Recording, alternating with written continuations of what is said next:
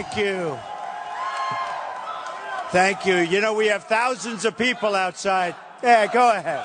Go ahead. Thank you. Thank you very much. We have thousands of people outside. They're trying to get in. They're slowly coming in. What about starting in about an hour from now? No? No way, right? Let's go. They'll get in. They'll hear the end of the speech, I guess. I just want to thank everybody. It's been amazing. And for the folks across the river, I'll tell you what. Omaha, right? Whoa. Whoa. Whoa. You know, I wasn't sure if I should mention. I mean, you know, I'm here for the Iowa stuff. And I said, well, I tell you what. I was greeted backstage from a lot of people from Omaha. I think I should mention. Good. Yeah, good. Well, I just want to thank everybody. It's been really exciting. It's been an amazing thing. I even brought my Bible, the evangelicals, okay? We love the evangelicals. And we're polling so well. This Bible was given to me. I won't tell you the year because it'll start saying, wow, that's a long time ago, right? But this was given to me by my mother when I was very young, going to Sunday school, and that's my mother's writing. It says, to Donald Trump, this is Donald Trump's Bible. That's pretty cool, right? So we love the Bible. It's the best. We love the art of the deal, but the Bible is far, far, far superior, right? Yes. So thank you, everybody. I really appreciate you being here, and it's been an amazing run. It's been an amazing run. We've started on June 16th, and everyone said, he'll never run, he'll never run. You know, he won't run. These genius pundits, right? You know that. And the pundits say, but we started on June 16th, the famous escalator ride coming down with Melania, and there was so much press. And it takes courage to run. You know, when you run for president, it takes courage, especially like I'm not a politician, thank goodness. All talk, no action. All talk, no action. Somebody had to do it. Our country is a mess. We have to straighten it out. And we'll straighten it out. We're going to straighten it out. And we can't go another 4 years, and we certainly can't go another 8 years. We got to straighten it out. We got to do it right now. We owe $19 trillion. $19 trillion. You know, the word trillion, I mean, 10 years ago, did you ever hear the word trillion? We owe $19 trillion. And now these politicians, and I'm talking both sides, they approved that budget the other day. It was a disgrace. That was a total disgrace. And we're going to change things, folks, and we're going to do it, and we're going to do it right, and we're going to be proud of our country again. Right now, we're embarrassed by the people that we send to Washington. And a lot of them, you know, we know where the Democrats are coming from. But we send a lot of the Republicans, and I give them money, and you give them support, and everybody, they go to Washington, they want to do the job, then they get in there, and they vote, let's fund Obamacare. Let's fund Syrians coming in. Who the hell knows who they are? Who knows where they come from? Let's fund them. You saw that the other day. Everything Obama wanted, he got. And he got it like in one day. It was done so fast. If you didn't read the paper that day, you wouldn't even read about it. It was just done like lightning fast. And I say, how does this happen? And somehow these people, they go to Washington, and they're not the same. They campaign, and everything's fine, and you're excited about them. And then they go there, and they just become a regular cog, and they raise their hand. Yes, yes, yes. I think they probably feel it's good. They don't have to leave. But they're going to get voted out. People are tired of it. I tell you what, they're tired of it. You know, everywhere I go, it's packed like this. Like, again, outside, thousands of people trying to get in. Every place I go, it's like this. We have the biggest audience by far. Nobody close on either side, by far. And we have, I mean, it's not even a contest. And we had 20,000 in Dallas. We had 35,000 in Mobile, Alabama, 20,000 in Oklahoma. And the only thing that stops us is the size of these arenas. If they were bigger, we'd have more. There's a movement going on which is totally beautiful. It's totally beautiful. People want to see borders. They want to see proper health care, not health care that goes up. Did you see what's going on with your Obamacare stuff? 25, 35, 45% increases. And the deductibles are so high, you're never going to be able to use it anyway. Hopefully you don't need it. But the deductibles are so high, you're never going to be, it's like worthless. You're never going to be able to use it unless you get run over by a tractor. made in Japan, a Komatsu. Okay, no, because Caterpillar's got a lot of problems. Japan, as you know, they devalued their currency to such a point. I tell the story. My friend's an excavator. He went out, he bought all Komatsu equipment. He's always bought Caterpillar. And you look at what's happened to Caterpillar stock and all. I mean, I could have predicted it. And this story goes back a year, but he said, I bought Komatsu. And he felt very, very badly because he's always bought Caterpillar. He said, they devalued their currency to such an extent. I owed it to my wife, to my family, to my company, to my employees. I just made this great deal. I said, how's the equipment? He said, it's good. It's not as good as Caterpillar. It's good. And he said, I felt very badly doing it. But that's what's happening. China's doing it big league. But we'll talk about a few of these things tonight. And, I have to do this. And everyone says, why do you talk so much about the polls? I say, because I'm winning, No, right? One of the candidates who's like a 2 said, he's always talking about polls. Well, if I was a 2, I wouldn't be talking about polls, right? So, it was sort of funny. So we had the debate a couple of weeks ago. And so far, they have online polls. Drudge, who's a fantastic guy, by the way. Drudge. We love Drudge. He's great. He loves the country, I want to tell you, but he's done an amazing job. So you have Drudge, and you have Time Magazine, and you have Slate, and you have all these big PBS. And I guess there were 10 or 11 of them. I won every one online, the online polls, who won the debate, right? And I brought that. They just had it done, and I brought it. Drudge, 46%. Now, you got to remember, it's 46% with, 15 people. Another one dropped out today, by the way. You heard that, right? Somebody else dropped out. But there's not much to split up because he was at 0. No, I always say, let's see, he dropped out, he's got 3. How many of the 3 can we get? The 3%? When they drop out at 0, you just say, let's go on to the next, right? But you have Drudge at 46. You have Time Magazine, 49. This is with all these people on the stage. I mean, one of them's at 58, one of them's at 69. I mean, I'd take 69 with 2 people, let alone 14 and 15 people. But you have Time Magazine at 49. You have Slate at 51. You have U.S. News and World Report, big one. 69% said I won the debate. We're not even into the regular polls yet, folks. PBS, right? PBS, I know nothing about PBS. I do know they're on the liberal side, right? Trump, 69%. Oh, no, think of it. I never debated before, okay? I never did that before. I created jobs and I build things and I do lots of good work. I never debated before. And then they have the Washington Times, very good newspaper, 62%. CBS Philadelphia, 59%.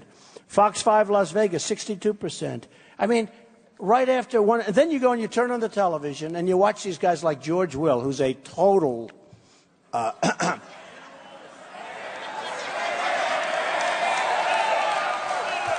and guys like Karl Rove that don't have a clue. He still thinks Romney won, No, he does. He goes around saying, I think Romney won.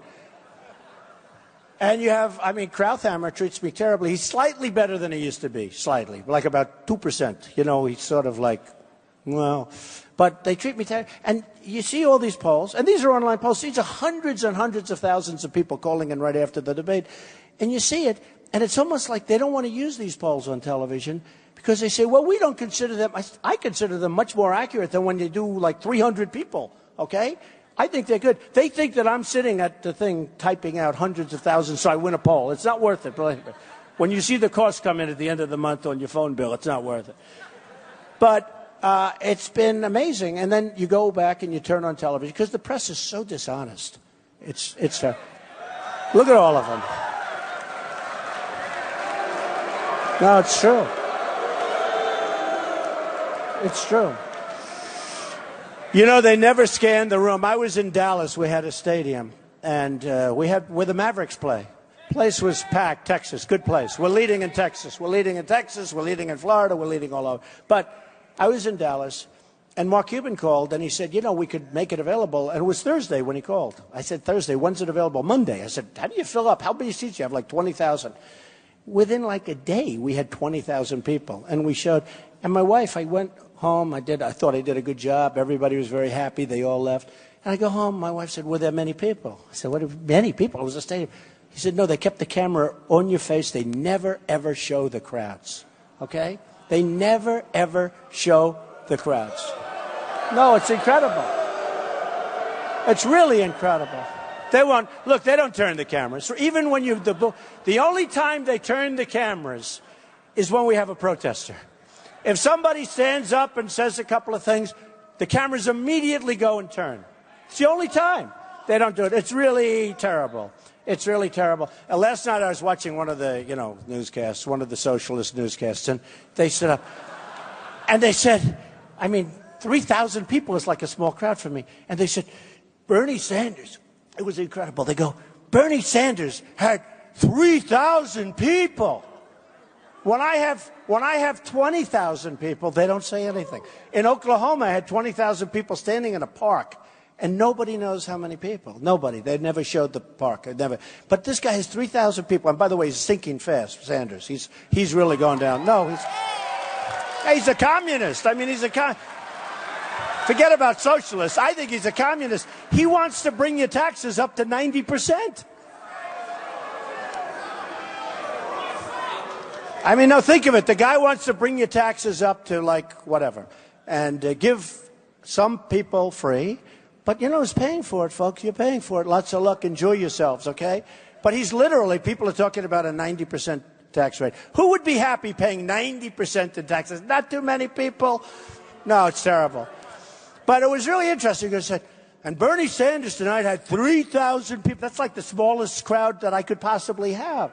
And it's really disgusting. So the press, I just want to say, folks, they are so dishonest. Now, with that, Reuters, good outfit, Reuters, they just came out a little while ago. Trump, now this is the poll. This is no longer the debate stuff. Now we get into the big stuff, right? Trump, 39.1. Think of it. Second place was Cruz, 13. And Rubio was 11. No, think of it. They don't report that on television. They never put it on. They never put it on. Now, I have to tell you, because the Iowa polls are amazing, because it's so ridiculous. So, CNN, I know, and I love you too. Nice guy. He's a guy, and I love him, okay? Am I allowed to love him? I love him. So, CNN came out last week with a poll. 36, Cruz 16, Carson 14, Rubio 12, Christie 4, Bush 3. Can you imagine Bush? He spent, think of this, $59 million. 59, and he's at 3. You know what? See this woman in the front row? Very attractive woman. You would be at 7, and you wouldn't have spent anything, okay? It's true. For nothing. For nothing. It's crazy. So they came out, and no, it's amazing. Do you see the ads he's doing every time I turn? It's an ad about me. Now, I killed him in the debate. I got 67. He got 1. He came in last in the... But here's what his ad is. He's lecturing me, which he did. They're showing him in the debate, and I'm standing there waiting to answer. And you remember my answer? I said, Jeb, I've got 42. You've got 2. You started out right here next to me, and now you're going to be falling off the dais and you won't even be there next time. Okay? No. It's true. That was one of my answers. That wasn't even my best answer. So everybody thought, but they said he was great. Wasn't he brave? He actually spoke to Mr. Trump, and he said that. Wasn't he brave? Oh, he's going to do great with Putin. He's going to do great. I like that Putin called me brilliant. I'll be totally honest. Hey, maybe he's kidding. I don't know. But I think it's great that he called me that. And I think it's great if Russia and the United States can actually get together. I think it's fine. I think it's fine. You have some of these clowns that over Syria, they want to start World War III. And, then they say, Trump's tone is very harsh. My tone's harsh. They're cutting off heads of Christians. Think of it. And Bush said, and Hillary said, almost the same day, Hillary said, his tone is extremely nasty. My tone. We need a nasty tone. I'll bet we need a nasty tone. No, think of it. I'm suffering where my tone is nasty. And even with the people, you know, we throw them out. The first time some guy, he was a really rough guy, he's throwing fists, he's shouting, bad guy. So the security, which is fantastic, it wasn't even my security, it was the convention center. Uh-oh, here they come. Look at these photographers. Oh, I can't stand them. I can't. And then they go out and they sell the pictures and they make a lot of money. That's all right. Shoot all you want. Who cares? Right? You know, let them shoot. Why aren't you back there with everybody else?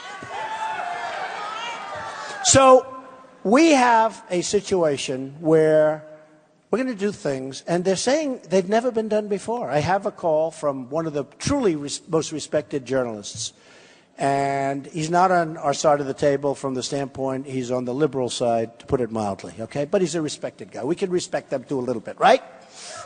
Not too much. But he called up, and he said, how does it feel? I said, how does what feel? And I don't really know him, met him once. How does it feel? What you've done has never been done before in the history of politics. And I said, what have I done? He said, what you've done, you've changed the whole dialogue. He had a whole nice thing, you know, whole beautiful. You changed the dialogue, you made this, you did that. He said, it's never been done before. I said, let me just tell you something. It doesn't feel anything. Because unless we win, I couldn't care less. And he said, it's really true. It's really true. All matter. He said, no. Even if you don't win, you've really achieved something very, very special. It's incredible, and the whole world is talking about it. CNN said the event of the year. NBC, can you imagine NBC, said the #1 political event, Trump. They had ISIS #2. ISIS 2, and I'm 1. I think ISIS should be #1 because we got to blow them away. I want them to be #1 so we can blow them away. No, we got to blow them away. ISIS was 2. Think of it. ISIS is 2. Trump is 1. I'd actually rather have it the other way because it's going to make us look better when we take care of them. But he said, how does it feel? So then I said to him, look, you know, I appreciate you saying that. It makes me feel good. He said, even if you don't win, what you've done is incredible. I said, no, you're wrong. If I don't win, I would never have done it again. I would wish I didn't waste my time because to me it would have been a big, fat, beautiful waste of time. And I really mean that. I really, really mean that. And they may be talking about it, and if we go and other people win and somebody else gets in, they'll never be able to do what we can do. It's really we. I don't even talk about me because this group of people, whether it's Dallas and whether it's Mobile, Alabama, whether it's Oklahoma, whether it's New Hampshire where the crowds are incredible. Same thing, I just left. I mean, I was in New Hampshire last night. It was an incredible evening. Whether it's South Carolina where we're doing great, North Carolina we're doing great. Nevada, a poll just came in Nevada. It's incredible. I mean, I'm leading with Hispanics, who I love. I employ thousands and thousands of Hispanics. Thousands. I'm leading with African Americans like you wouldn't believe. And I always said that. I mean, I have so many great friends. I'm leading with African Americans. And actually, another poll came out. I'll let you guys read it for yourselves. I don't know if they'll ever report it, but a big one talked about how well I'm doing with African Americans, with Hispanics. I mean, it was like incredible numbers. One of the commentators said, if these numbers are true, they might as well not even hold the election. Trump wins. I'm telling you, we're going to do... And we're going to do great with crossover from Democrats, because you have a lot of Democrats. Look, you have some very good, fine people. They want to see our country succeed. They want to see us be successful. We're going to have tremendous crossover from Democrats. They're going to cross over. They don't want Hillary with the scandals and all of the things. Who wants another 4 years like that? And you know what? One of the magazines said recently, Donald Trump is a world-class businessman, built a great business, and I did. I did my file. That was the other thing. They say, well, maybe he's not as big as people think, so maybe he'll never file, after I announce. First they said I won't announce. Then they said he'll never file Form A, where basically you sign your life away. And I did that. They said, ooh, this is bad. This is not good. You know, these are the pundits that get paid X dollars for sitting there, these great geniuses that don't have a clue. Believe me. Everybody in this room knows more about politics than they do. Everybody.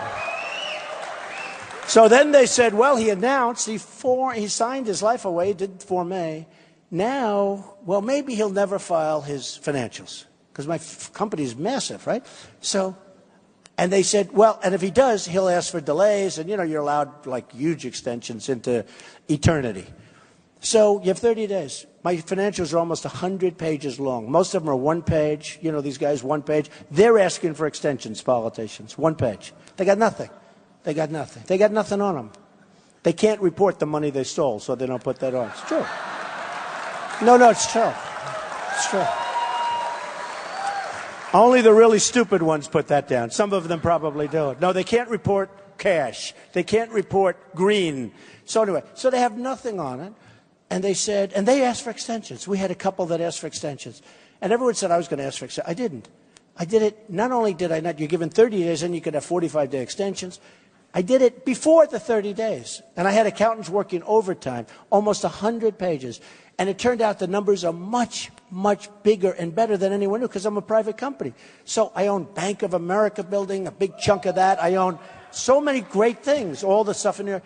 And I built a great company. And they all said, wow, you had to see. They say the office down in Washington, federal elections, was like the reporters were going crazy. All of these people back there were there, I guess, right? They were going crazy. They were all lined up because they wanted to see if Trump was really good. And they found out Trump's really, really good. Those numbers were amazing. You didn't hear a thing about it, right?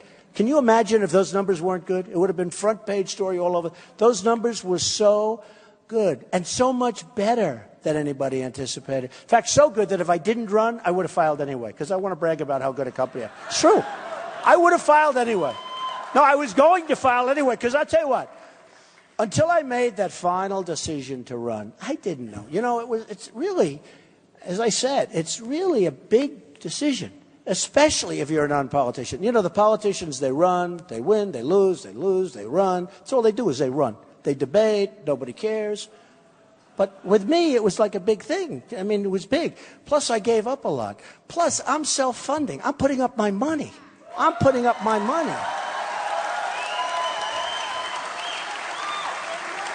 I've had so many people come up to me and say, and it was very interesting because something happened in Iowa that was interesting, but they've come up to me and said, we want to give you $5 million, and especially when you're number one in the polls by a lot. These people are coming up, and it's against my grain to turn down money. My whole life has been, I take it. I've been very greedy, But now I'm going to be greedy for the United States. I don't care about my company. No, I want to be greedy for the United States. But it's hard for me. In fact, okay, so about 4 months ago, I was in Iowa with a group similar to this, great group of people. And I said to them, look, I feel really a little bit foolish, even stupid, like our leaders. And they all said, why? And I said, because so much money is being offered to me, and I keep turning it down. And they applauded. They said, great. I said, let me make a deal with you. Let me take millions and millions of dollars, right? Let me take the money, and I promise you I will not be influenced. I promise you. This is to an Iowa group like 4 months ago. And they stood up. They were booing. Boo, no, don't take. Because they know when you take that money, those people own you. And if it's not, and I'm not even talking in a legal sense, but what they do is they actually own you. You feel morally, And I tell the story all the time about Ford, how they know it's not a good deal for the country. Ford's building a $2.5 billion plant in Mexico. Nabisco now is moving its plant to Mexico. That's why I say Mexico's making so much money. You have to see the trade deficit we have with Mexico. You have to see what we have with China, $500 billion a year with China. Who the hell wants a partner like that? We rebuilt China. Japan with the cars. Billions and billions and billions of dollars a year. Nobody even knows. They don't even know. They can put out these numbers, $87 billion a year. They have no idea. They have no idea. It's worse than that. Believe me, if they put it out, it's worse. So when you look at like a Ford, so they're building a plant, $2.5 billion. You know what a $2.5 billion one? That's like a building like this that's massive. But when you spend $2.5 billion on a plant, that's a big plant, right? So you know all the places that are closing down. In all fairness, mostly in Michigan, where they close places down.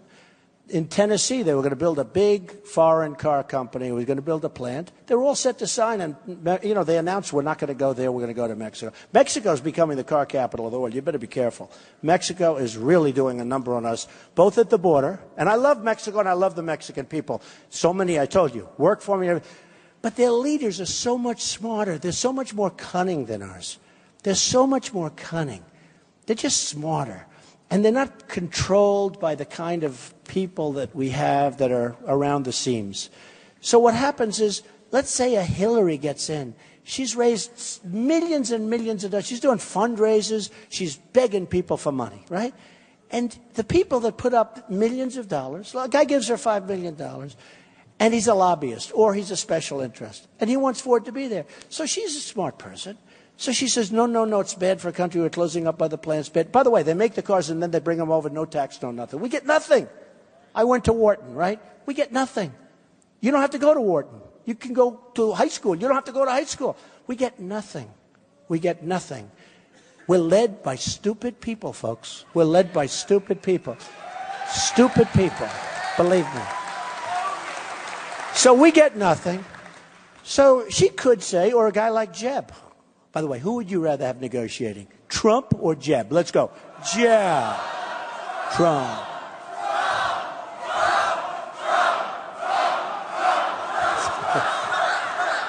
Trust me.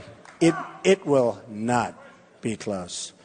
It will not. So you have a case, and they come in, and they know it's bad because we're losing our jobs, we're closing the factories. So Hillary or Jeb or one of these people, any one of them, every single one of them is taking in a lot of money. They're all going around for fundraising. Every time you call them, where are they? Oh, they're raising money.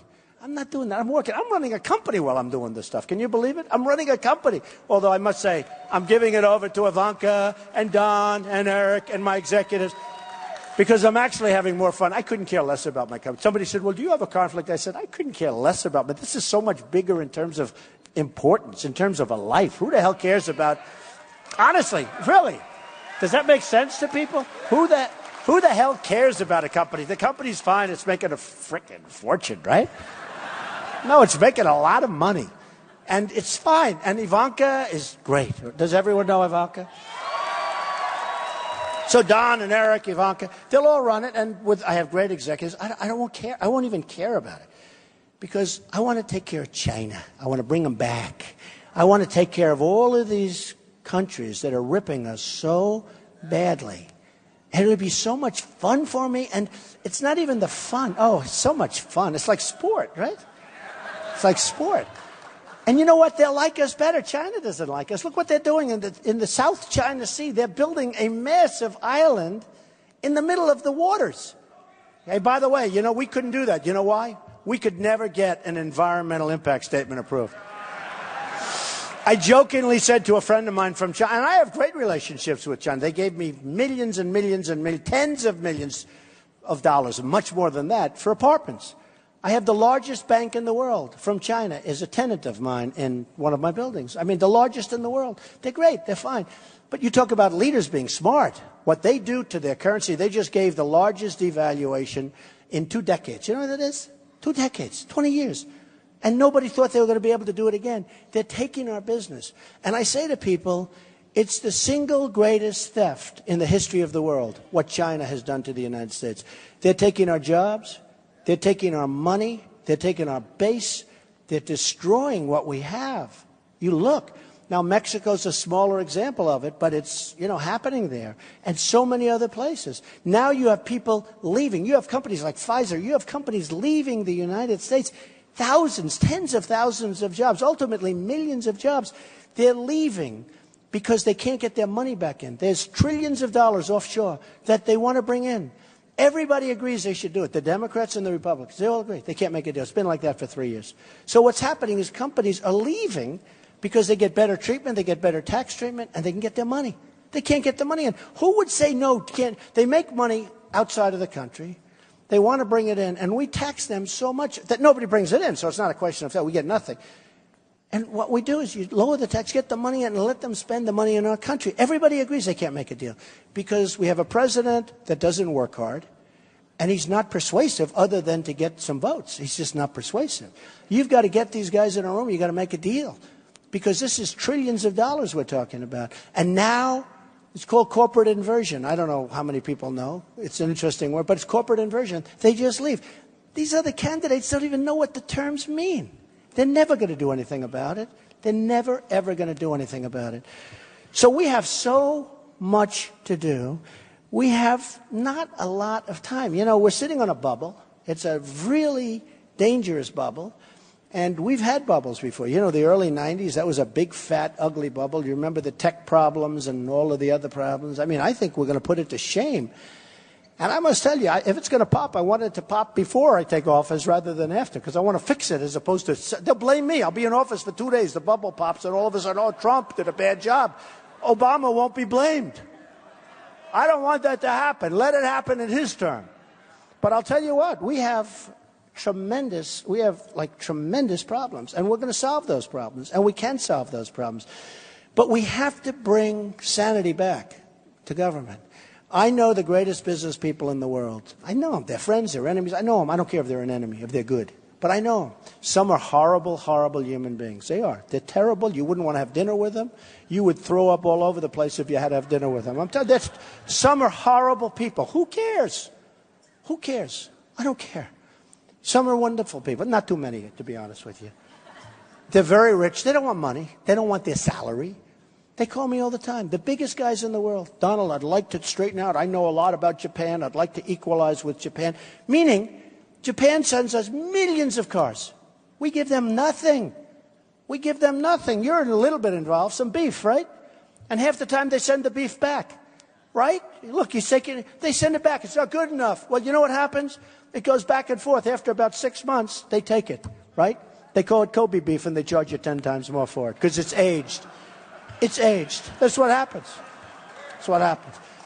But seriously, I mean, these people they call me the biggest people, the best people.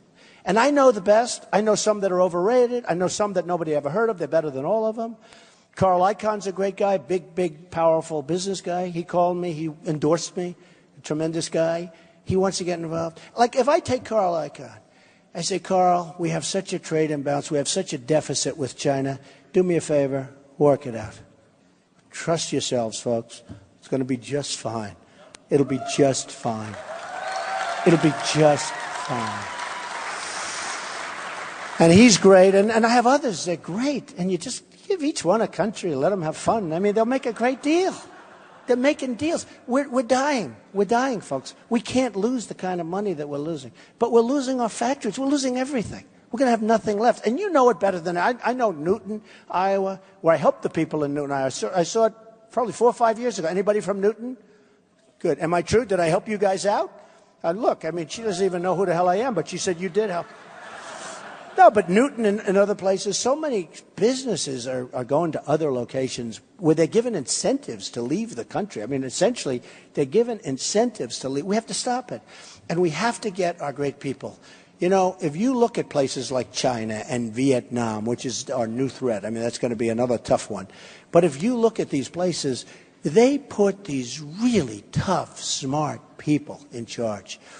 These are people that sort of came up through bump, bump, bump. They didn't come up because they gave a political contribution. You know, we put donors in charge. I tell the story, Carolyn Kennedy. I mean, has anyone heard the story? Anybody?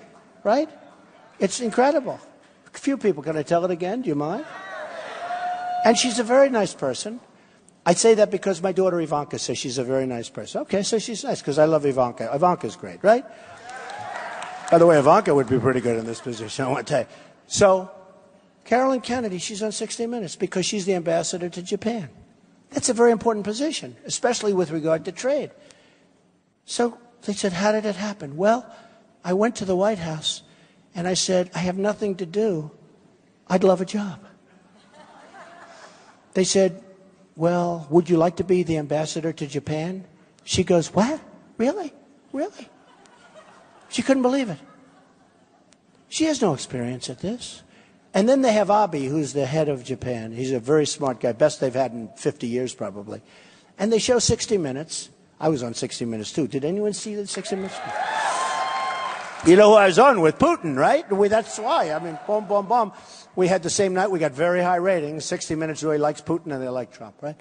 But you know, it was very interesting. So they show Carolyn, and she's being wined and dined. They're having state dinners they're treating her so good, and she's all happy.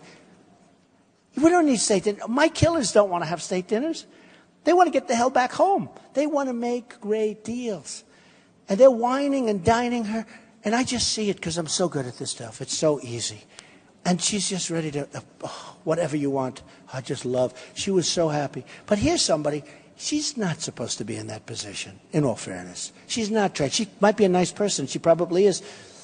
But she's not going to make a deal. Especially when I watched the whole thing, so ceremonial. And if you go out, you'll find, actually somebody went out and checked these people. And they wanted to see if I was fairly accurate in my description, because they said you were like almost perfect. She couldn't believe she was getting the position. And these are the people. We put donors in. We put special interests in. We put lobbyists in. And if we don't put them in, we do whatever they want us to do.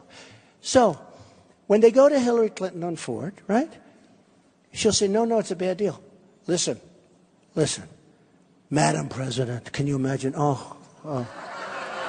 Believe me, women, if it's got to be a woman, which I'm all in favor of someday, it shouldn't be Hillary.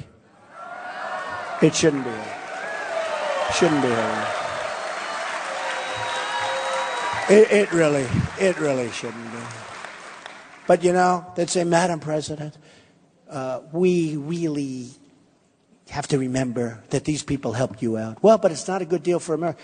Well, he gave you $5 million, and he represents Ford, or he represents Nabisco, or he represents whoever it is. Oh, boy, well, that's, okay, I'll do it. Boom, deal's done. With me, okay? They come see me. They say, President Trump, this is not right. No. They say this is, first of all, I have business instinct, okay? You know, and a lot of these people don't even know if it's a good deal. They have no clue. They probably think it's wonderful to lose $505 billion a year with China. Isn't it when they call him our partner, our great partner, okay? Yeah, I'll make him a partner, but we're going to be equal partners. We're not going to be stupid partners.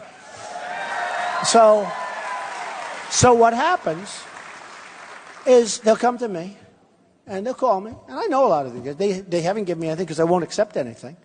And they'll call, they say, you know, lobbyist for Ford or special interests or stockholder or something. They'll say, you know, President, you have to do this. I mean, I say, what's good about it? They move a plant, they close factories.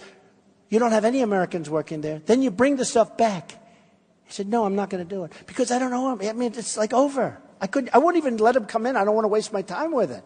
I'm not going to be playing golf. I like golf. You know what? Obama goes out for close to 3 weeks to play golf. He's played more golf than members of the PGA Tour. It's true. Think of it. I'm going to be in the White House. You're in the White House. It's a limited period of time. It's this gorgeous place. Yes, smaller than some of my houses, but these are minor details. No. It's a gorgeous, it's the White House. It's so important. Who wants to leave the White House?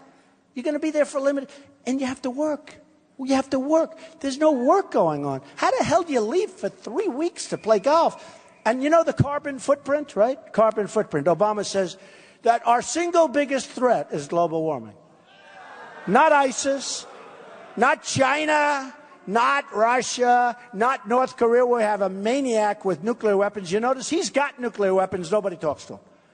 Iran, worst deal I've ever seen negotiated, by the way. But Iran, at least they don't have them yet. They'll have them shortly because they'll take some of the $150 billion. We don't even get our prisoners back, right? And then they have the right to self-inspect.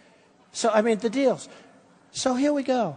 So they're going to come to me and they're going to say, Mr. President, really, you should do. I say, out, you know, I like you very much. Get out of my office. Forget it. It's over. It's over. And I'll tell you what's going to happen. The head of Ford's going to call and he's going to make a plea. And I'm going to be extremely respectful because I respect the head of Ford. He's done a great job.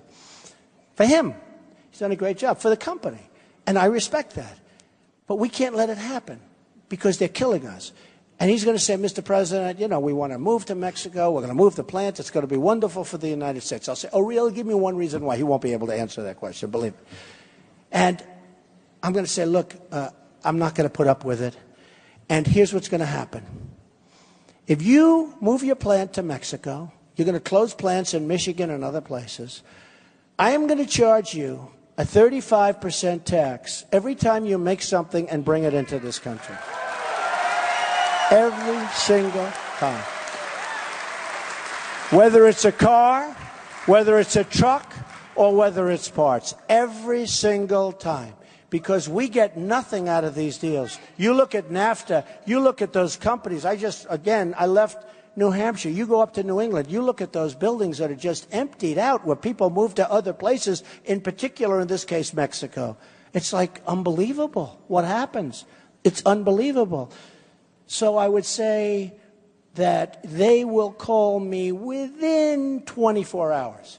If they're really, really tough, they'll wait a little longer. They'll put in a second call. I'll say, no, thank you.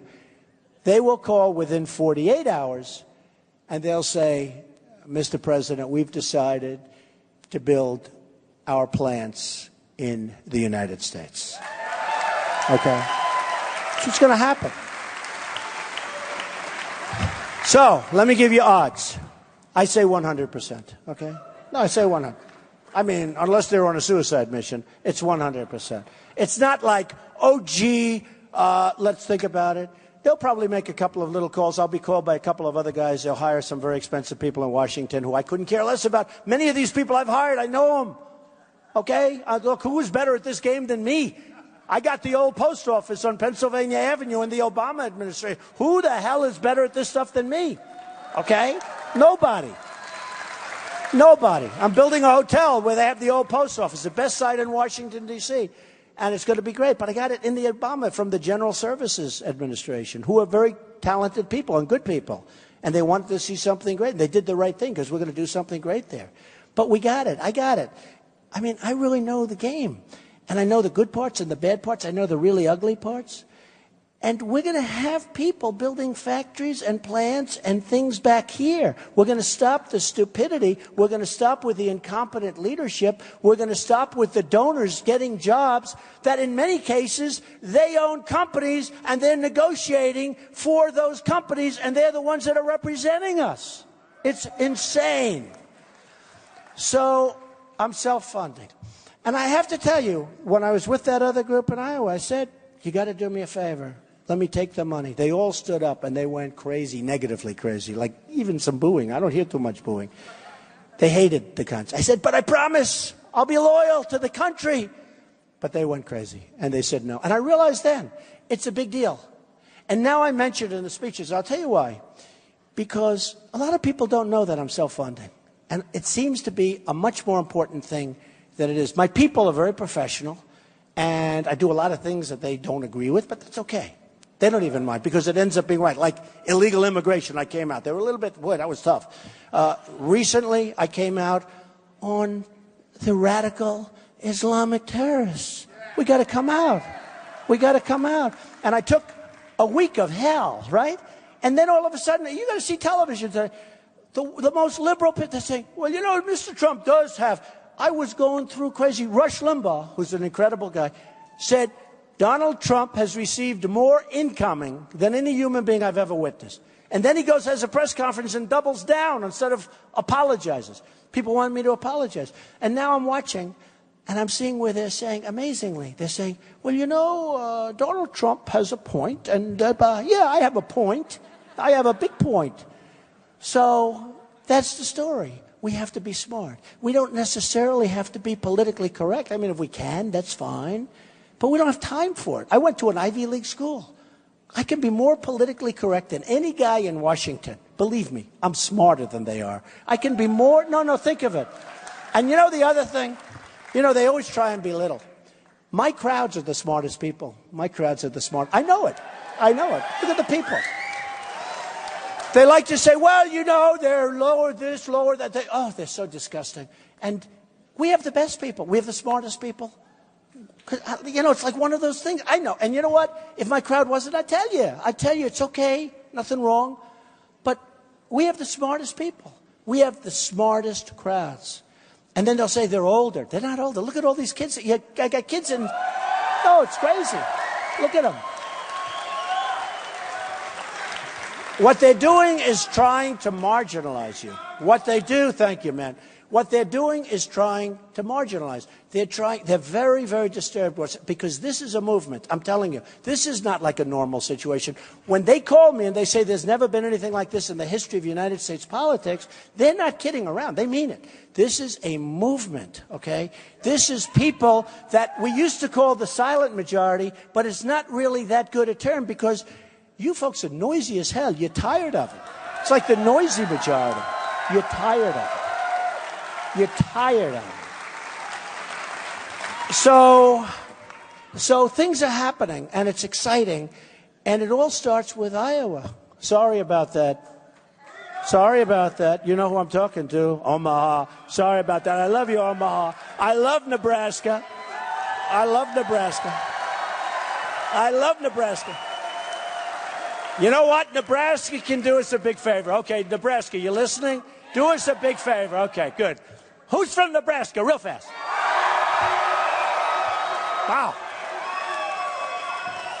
Wow, that's a lot of people. Okay, Nebraska, you do us a big favor. The fact is, Iowa comes first, right? You have a lot of friends. Even though they're from Iowa, you have a lot of friends in Iowa, right? You call every one of them on February 1st, and you make sure they get out and vote. Okay? And I'll tell you, for the folks from Iowa, I have to tell you, there's a big move on to push Iowa to the back of the pack. I don't know if you know that. You know, you have a great tradition here. And I've fallen in love with so many people. You're right. Whatever he said, he sounds...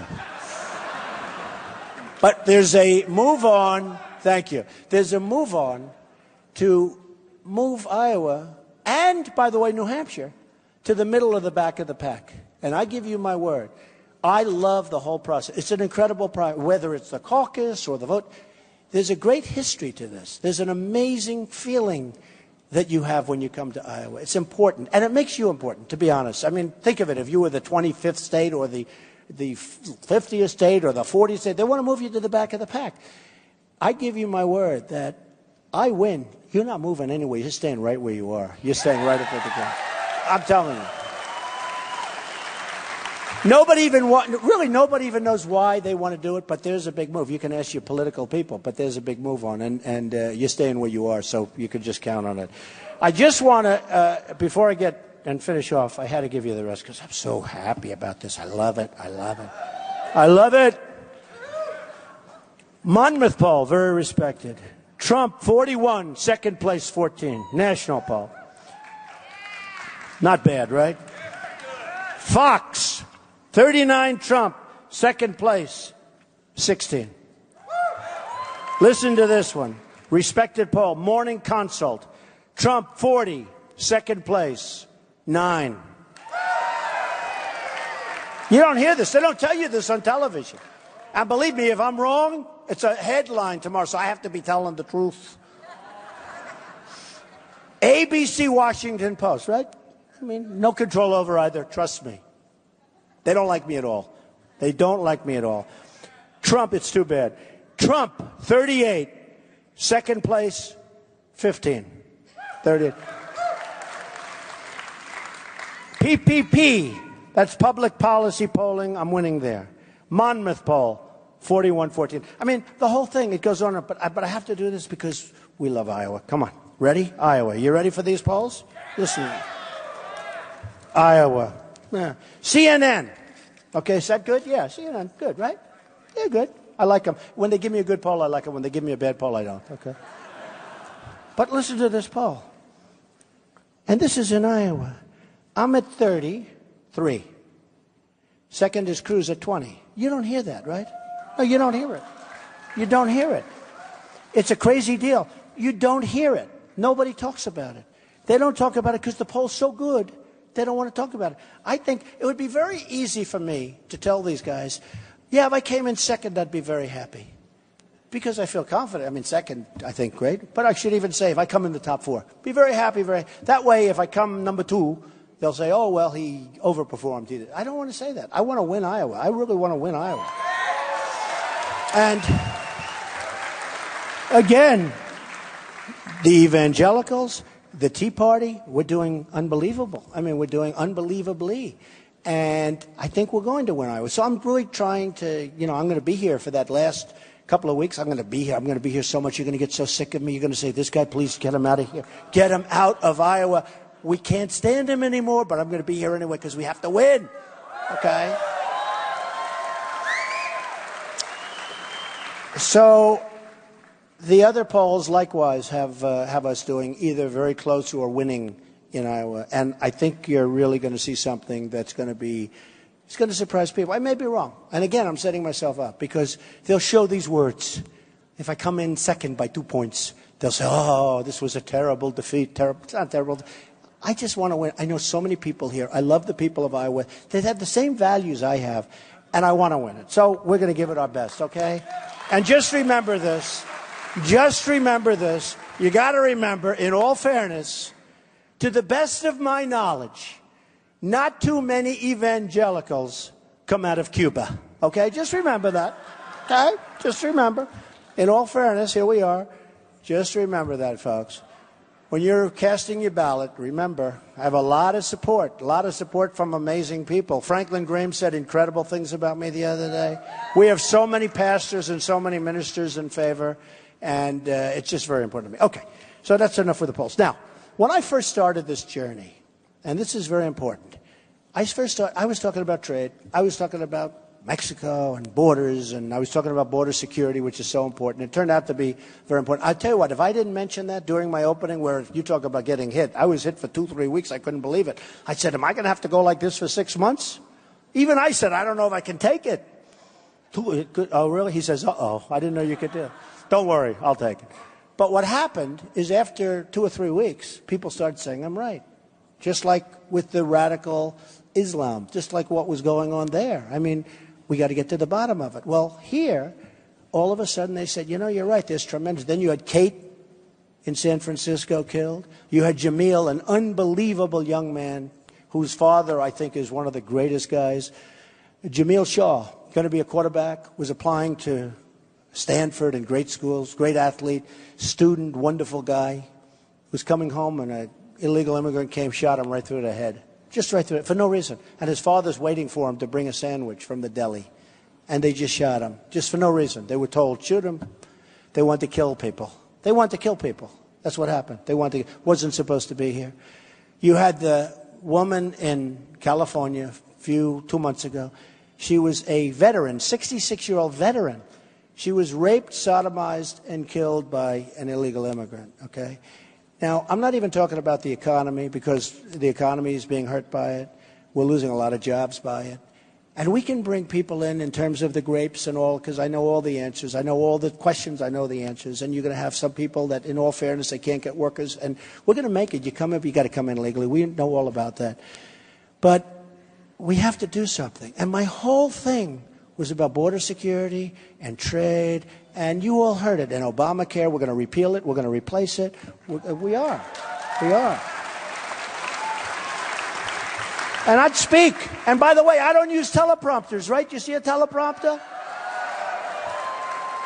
Unless it's a very good one that's invisible, there's no teleprompter. And I'm not reading a speech. Look, here are my notes. That's my notes for my speech, okay? This is from the heart. I'll tell you honestly, it's from the heart. A friend of mine said to me, he's a very successful guy, unbelievably. I was speaking in front of 21,000 people. He said, where are you speaking tonight? I said, so-and-so. He said, how many people? I said, I don't know, over 20,000. He said, what are you going to say? Have you prepared your remarks?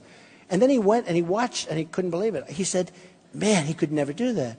I said, you know what? There's so much love. I really mean this. There's so much love in these rooms. And it's the same here. You're interchangeable with all of the others. There's love.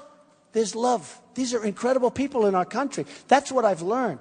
They're incredible and they're really, really smart. Because when phony reporters write phony stuff, it's like, it almost helps me.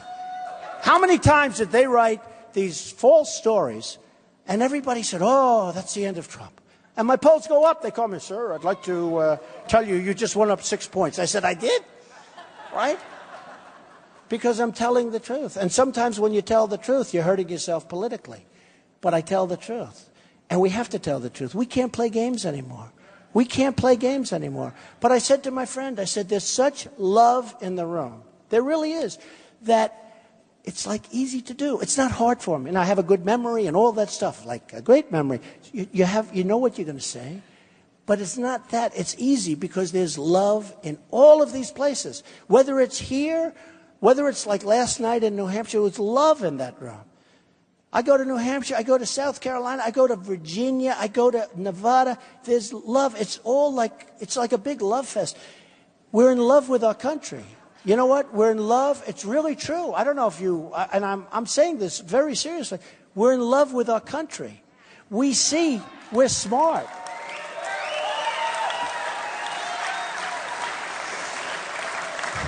We're in love with our country. And we all have the same thing in mind. And every once in a while, I'll have like a heckler, and they'll take him out of the room. And I'll sometimes be rough, and they'll say he was too rough the next day. Or sometimes I'll be really nice, please don't hurt him. And they'll say, he was very weak. I go, what's wrong? Can't win, right? You saw that. I had one guy who was brutal.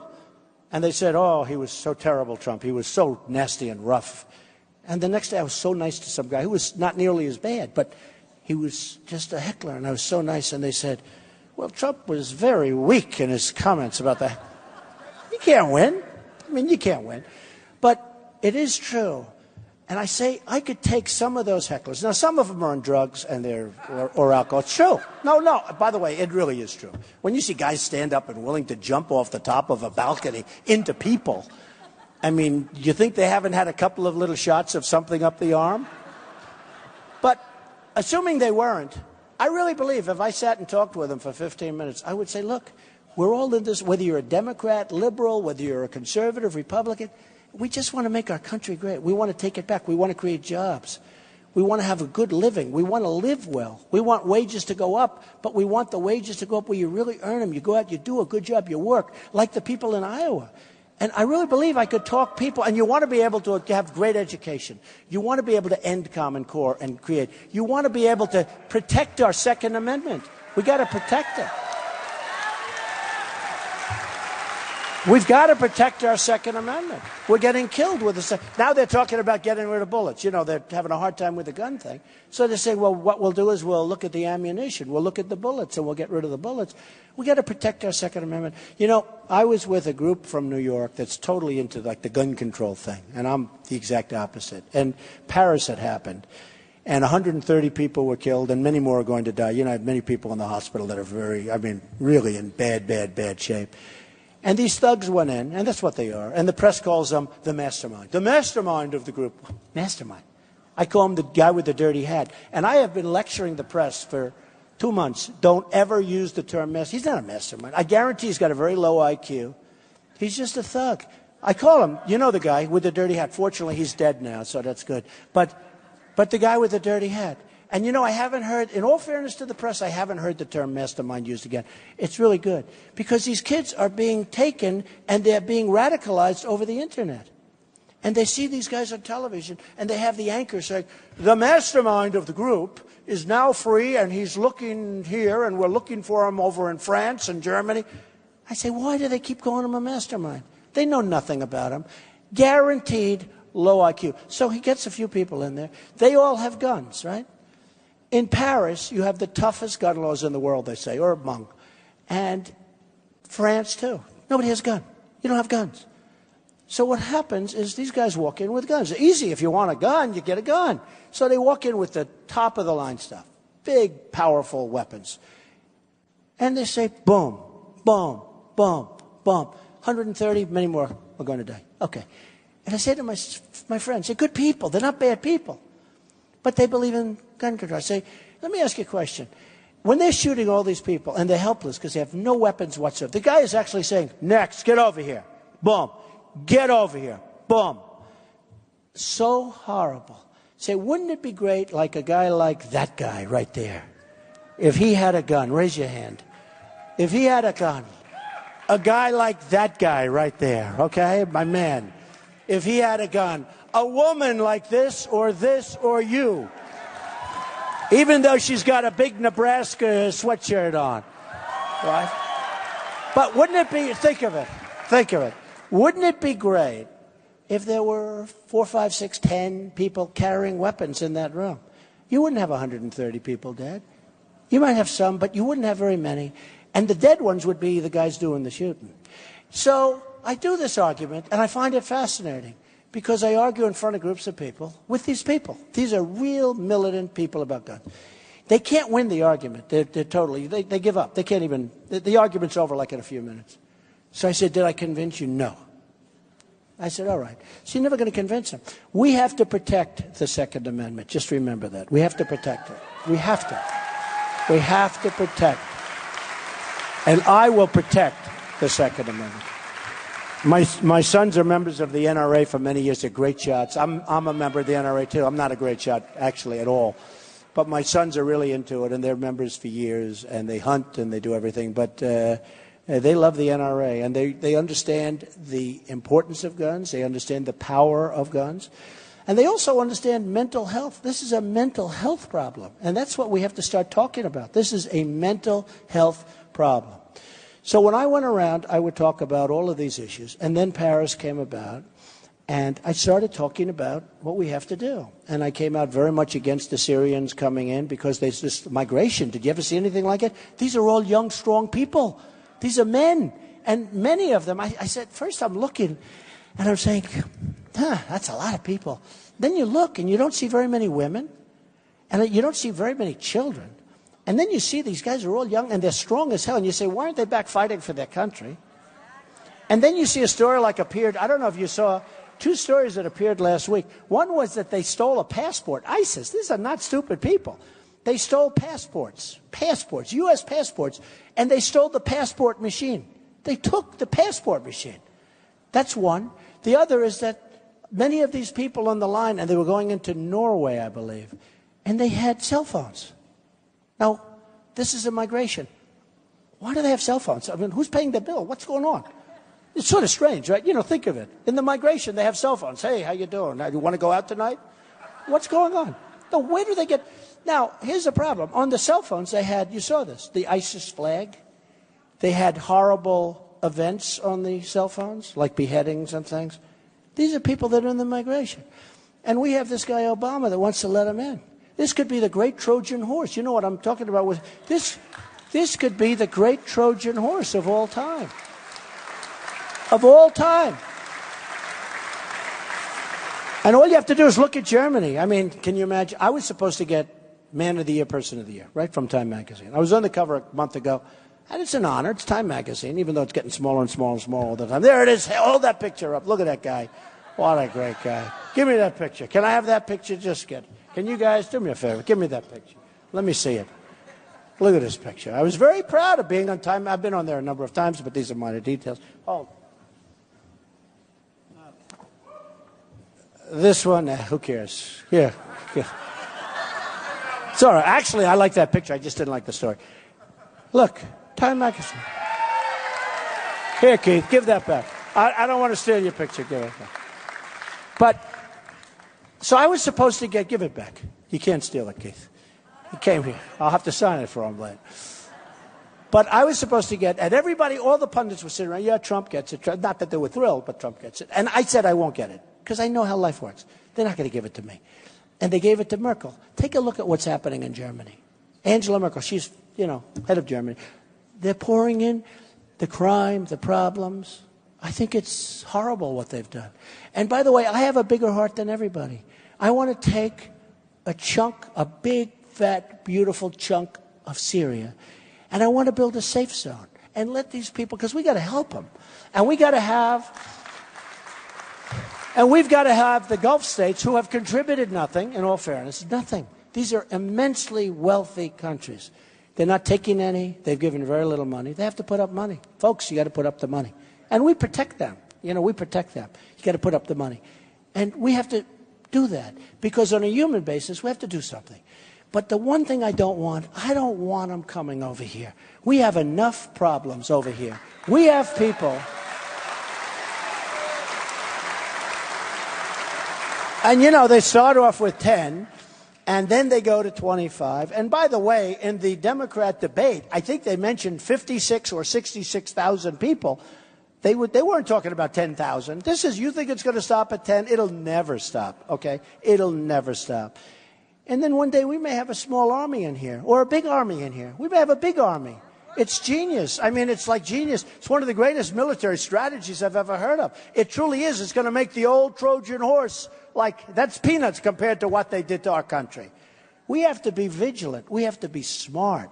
We have to be sharp. We have enough problems. We have to rebuild our infrastructure. We have to rebuild our schools, our highways, our airports. We're like a third world country. We can't be doing these games. You've got people, they don't want to move to Minnesota and be 10 degrees below zero. They want to stay in their country. We're shipping these people all over the United States, and local governments, in all fairness, they're powerless to do anything. It's going to end. And everybody that we ship over, if I win, is going back. I'm sorry. No, I'm going back. They're going back. No, they're going back. And it sounds terrible to say, and I hate to say it, but they're going back. We don't know where they came from. There is nobody going to tell me they don't have papers, they don't have documents, they don't have anything. And I watch the experts and I talk to the experts, and they come up to my office and I ask them, top police people. They say there's absolutely no way to tell where these people came from. They don't have any documents. They have no documentation whatsoever. And then Obama, if you're from Syria, he takes Christians. You know how many he takes? None. We don't take Christians, right? We take only the Muslims. And you know what? Hey, that's the way it is, okay? But we don't take Christians. Now, the Christians, they're all in trouble over there. It's a hellhole. But the Christians are having their heads cut off. They're having their heads. We don't take the Christians. And if you're Christian, it's almost impossible to get into this country. But if you're Muslim, you can come in. And I have a great relationship with Muslims. I mean, I have many friends. I have friends that call me at a very high level, and they said, thank you, Donald, for what you've done. Because you're right, there is a problem, and we have to solve that problem. These are Muslims calling me. Some aren't so thrilled about it, I'll be honest with you. But these are Muslims that call me at a very high level, and they said, thank you, because you're bringing a problem to the fore. You're talking about something that has to be talked about. We do indeed have to do something. People knew that these two horrible people, she came in on a fiancé permit. Whoever even heard of it? Fiancé permit, some kind of an engagement permit. What the hell is that all about? And she was already radicalized, and whether she radicalized them or whether they were already radicalized. But they knew what was going on. The neighbors knew. They had stuff all over their apartment. They had bombs all over the floor. Nobody knew. So why didn't they call the police? Why didn't they call our great police, which I love? We're going to take care of our police, by the way. But why? These people knew there was something wrong. So I started off talking about trade and Obamacare and all that stuff. Believe me, I can do that stuff so easy. Just trust me, I can do it so easy. You're going to be so happy. At the end of a couple of years, you're going to say, wow, what a difference. It's going to be so good. Just rely. But it really ended up, and then I just see this, that the new CNN poll, ISIS. Who's number one with handling ISIS? Trump, 46%. No, think of it. Because they know I don't mess around. They know these politicians are all talk, no action. It's just all bullshit, okay? It's all bullshit.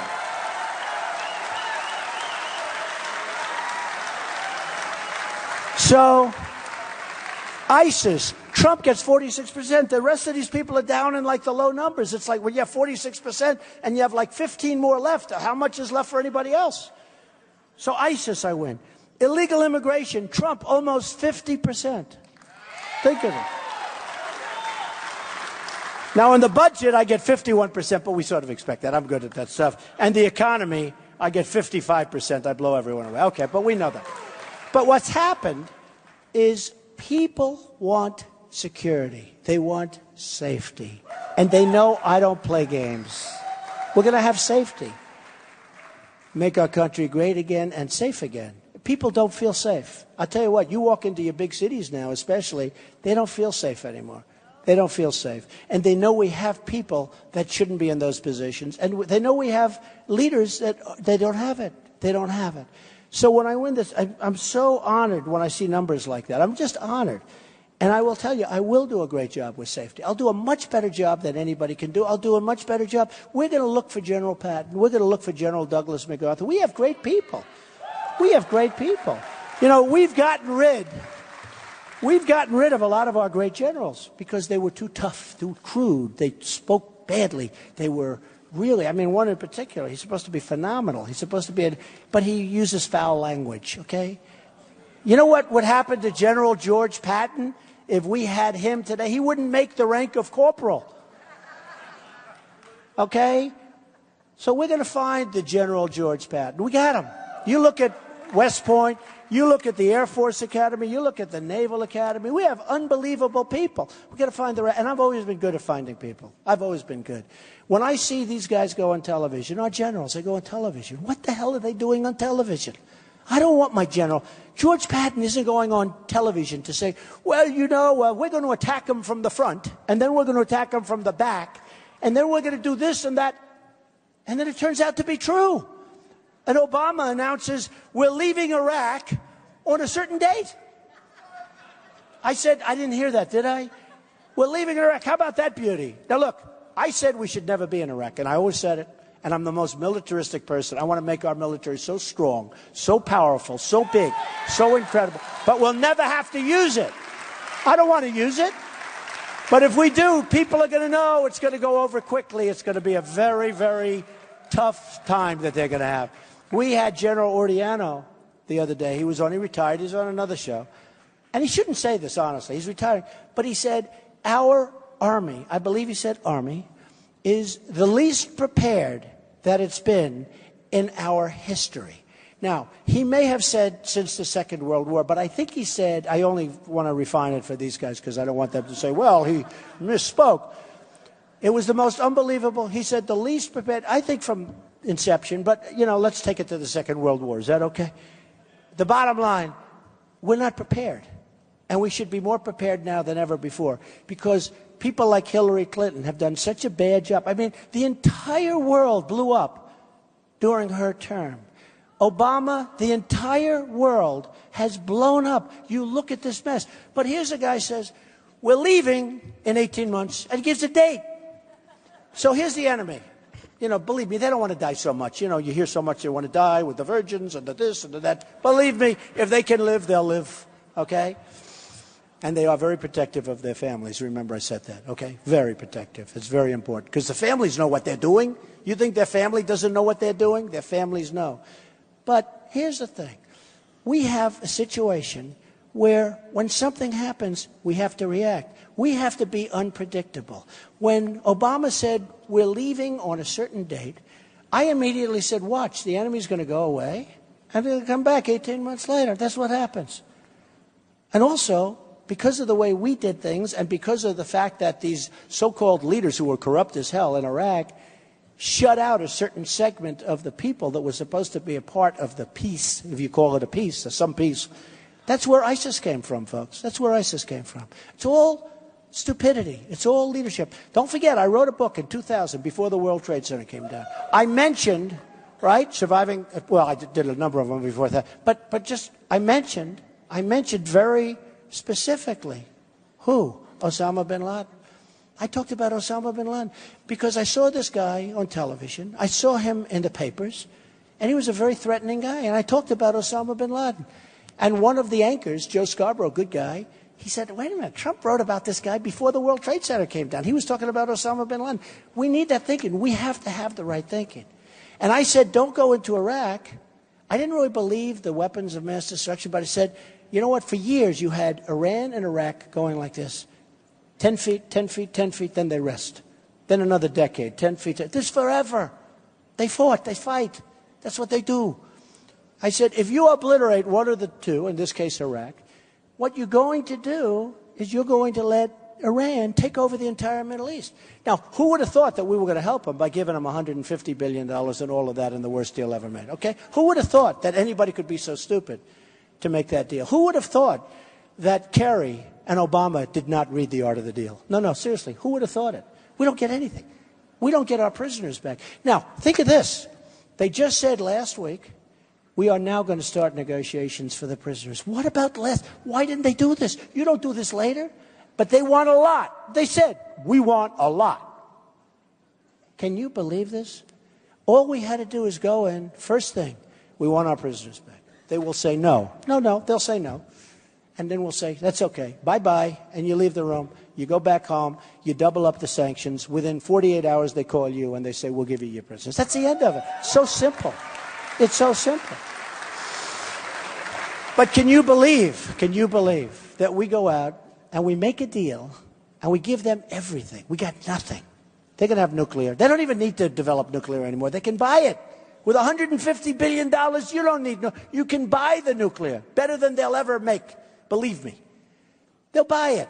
$150 billion to a terrorist state, and a state that hates us. And they're saying during the negotiations that our people are stupid, that our negotiators are stupid, that we're making a great deal. If I'm making a deal, and I see a guy go out, and they're having lunch, and he's saying Trump is stupid, what a stupid deal. I don't care what deal it is, I'm not making it.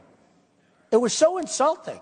They're marching in the streets of all over Iran. They're marching in the streets of Iran. They're marching all over. And you know what they're saying? They're saying we love this deal. And they're celebrating. Before the deal is even over, their negotiator, who happens to be very good. I watched him on television, being interviewed by Charlie Rose.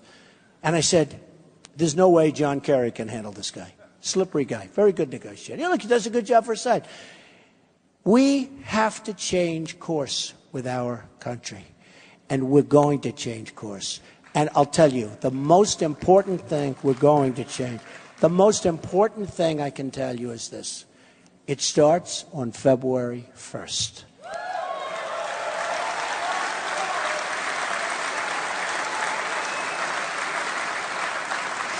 There are so many people back here that say that, you know, Trump gets the biggest rallies by far. But we don't know if those people are going to go caucus. We don't know where they're going to be. We think they're going to sit home, and we this and we that. And they all say, well, I agree that if they actually went out, Trump would win easily, Iowa. I hope that doesn't happen. I really hope that doesn't happen, because I will tell you, you will be so proud of me. You will be so proud of yourselves, and you will be so proud of our country. We will make our country great again. So February 1st, get out and vote. February 1st. Get out and vote. Thank you. Thank you, everybody.